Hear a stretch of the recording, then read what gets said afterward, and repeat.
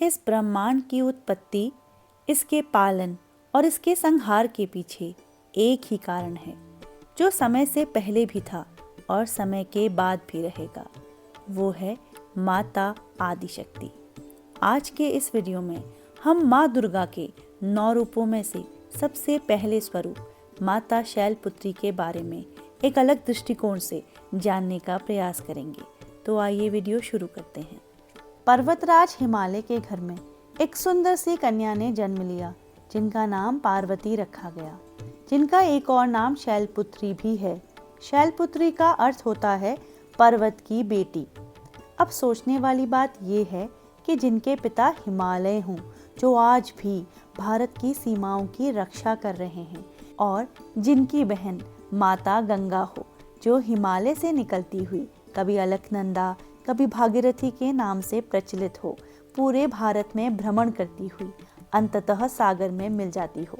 उन पार्वती माता का स्वरूप कितना भव्य होगा, कितना विशाल होगा। पर मनुष्यों की दृष्टि बहुत छोटी है ना, वो अपने ईश्वर को मनुष्य रूप में ही देखना चाहते हैं। इसीलिए तो माँ ने इतने सारे अलग अलग रूप धारण किए हैं। शैलपुत्री के रूप में माँ एक हाथ में कमल, एक हाथ में त्रिशूल धारण किए हुए है और वृषभ पर बैठकर सफेद वस्त्र धारण कर मुस्कुराती हुई अपने भक्तों पर दया बरसाती है। इस संसार में जो कुछ भी हो रहा है ना, और जो कुछ नहीं भी हो रहा है, उसके पीछे माँ का ही हाथ है।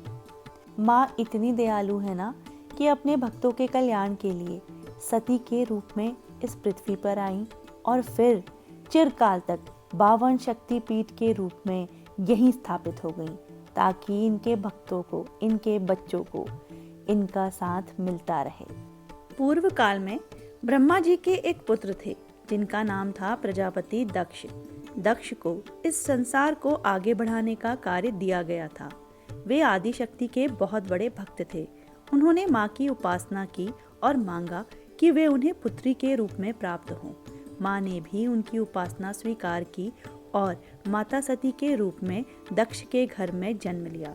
माता सती जब बड़ी हुई तो उनका विवाह शंकर जी के साथ किया गया। माया के वशीभूत होकर प्रजापति दक्ष इस बात को पूरी तरह से भूल गए कि माता सती ही आदिशक्ति का स्वरूप हैं।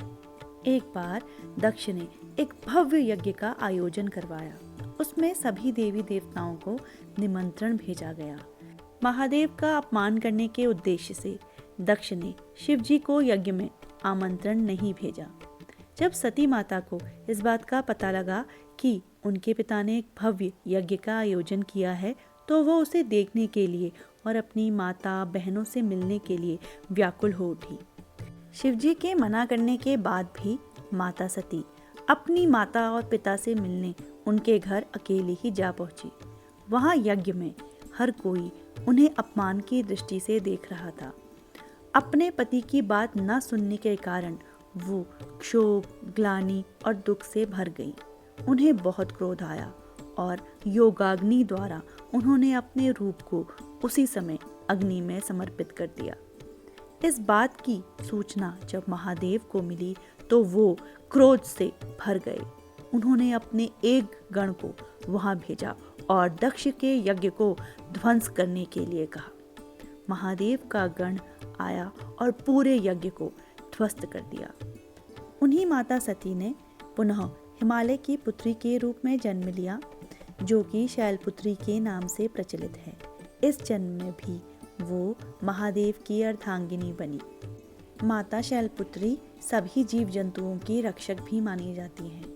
चूँकि ये पर्वत की बेटी हैं, इसीलिए प्रकृति से इनका विशेष लगाव है।